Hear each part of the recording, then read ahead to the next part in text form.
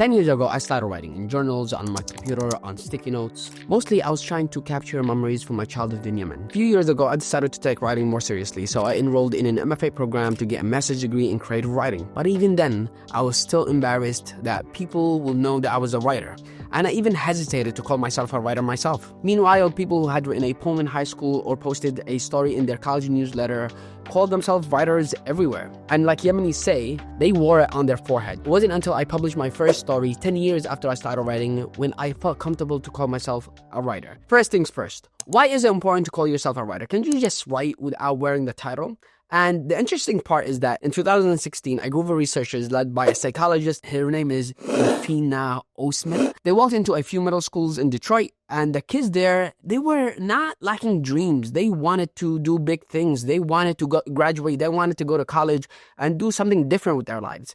But here is the difference, or here's the thing that the researchers noticed. Almost none of the students believed those dreams were people for them or people are like them. These students saw school success as something abstract or something that conflicted with who they think they were. And I can imagine them say something like, success, that's for rich kids, not for us. So the researchers ran an experiment. They created an 11-session program called School to Job. In it, the students were asked to imagine their possible selves, not just dream about who they can be, but the steps to get there. They made a vision board, they drew role models, they practiced saying affirmations like, I'm the kind of person who studies even when it's hard, people like me succeed and be X, Y, and Z. And that didn't just change how the kids thought about school or what can they do or yield from school, but it changed how they thought about themselves. 2 years later, the students who went through this 11-session program got better grades, missed fewer classes, and scored higher on standardized tests. And some of them even reported that they had lower levels of depression,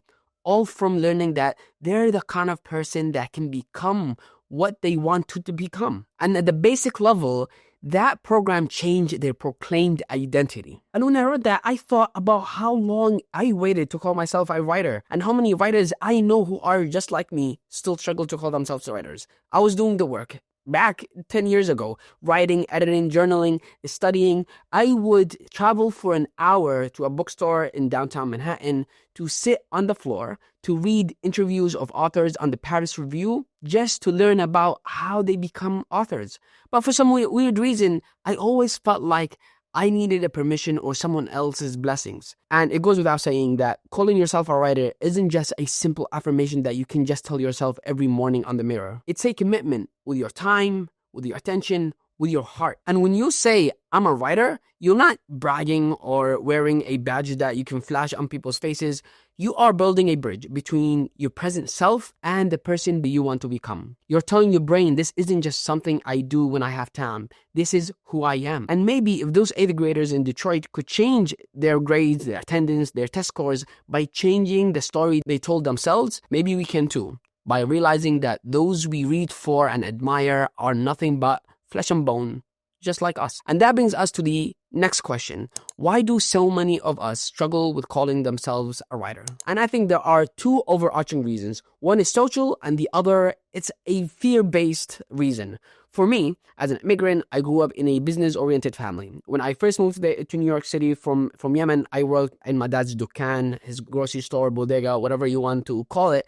When I graduated from high school, I had two clear choices to make. One, take over my father's business, or go to college and become somebody. So I decided I would go to college and become somebody. But once I got there, I realized becoming somebody came with a very limited options.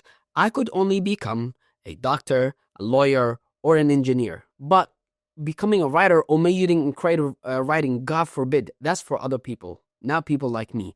And I know this feeling is common, especially for people who come from an immigrant background or working class communities where writing can feel like an indulgent, a luxury. And they technically have right, because as immigrants, our priorities are often more survival than it's about self-expression. But the disadvantage about that mindset, it teaches us that unless something makes us real money or comes with a social prestige, then it's not worth pursuing. Art, in all its form then, becomes something you must justify before you are granted the permission to do or create. So what do? We shrink, we downplay our passion, we tell ourselves something like, I write sometimes, and I'm not a writer. Even though we're thinking about writing constantly, even though writing is how we process the world, even though not writing makes us feel like something is missing in our very being. And the other reason we don't call ourselves writers is because if we do, then it gets real. The stakes change. Now we feel the pressure of constantly writing or maybe even published to prove that we are who we say we are. Because let's be honest, it's much safer and comfortable to hide behind, I write sometime or I journal here and there. I don't really want to be an author, but I just enjoy the act of writing. I remember during my MFA program, I bumped into a friend randomly in the street, and he asked me, oh, how have you been doing? And I told him, I've been doing all right, and I'm in school now getting a master's degree in creative writing. And his immediate question was, wait, you are a writer? Have you published anything online that I can read? And at that point, I hadn't published anything, but it made me think for maybe that night or for even days later, am I a writer though? Could I call myself a writer before I publish anything? And that question, or the feeling that I had from the question, pushed me to finally start sending out short stories I had written for years to online magazines, journals, anywhere that I can find. When you call yourself, or when you say to yourself, I'm a writer, people start to expect something from you, and you start to expect something from yourself.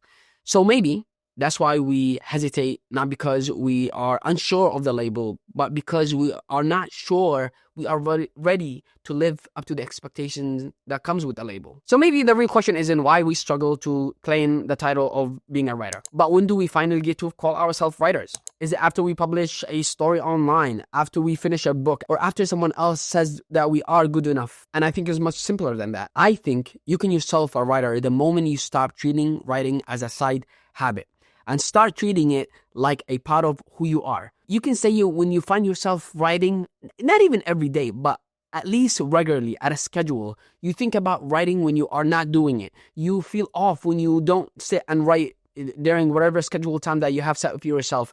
And deep down, you know you want to take it seriously. And that's it. No fancy degree, no publishing deal, no magic word from a gatekeeper that can give it to you so that you can, wear the title on your sleeve. Just the decision to say, this isn't just something I do, but this is part of who I am. And the funny thing is, we often think that we are not allowed to claim the title until we have proven to ourselves that we are writers. But here's the truth. Claiming the title, the identity as writers, helps us be more consistent, committed, and express ourselves more freely. And even calling yourself a writer is not a finish line. It's not something that once you realize you are, it's said and done. It's just the starting point. That's it for this video. If you have enjoyed it, then you might enjoy my video on the 4 lessons that I have learned in the last 10 years that helped my writing suck less or get better. Here it is. In the meantime, salam.